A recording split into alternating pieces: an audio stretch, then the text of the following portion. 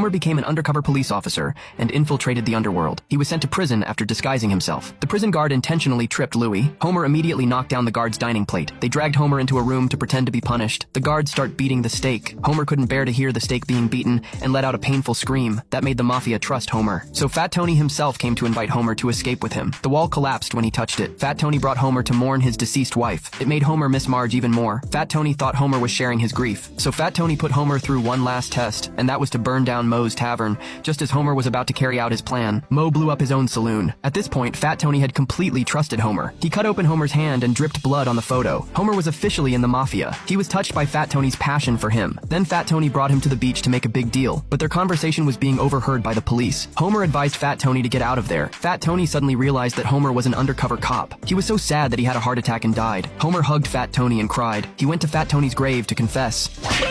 Wake up, Homer.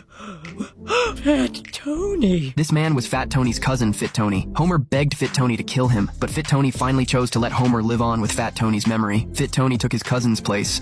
He was under a lot of stress and he started overeating, and that's how he ended up becoming Fat Tony.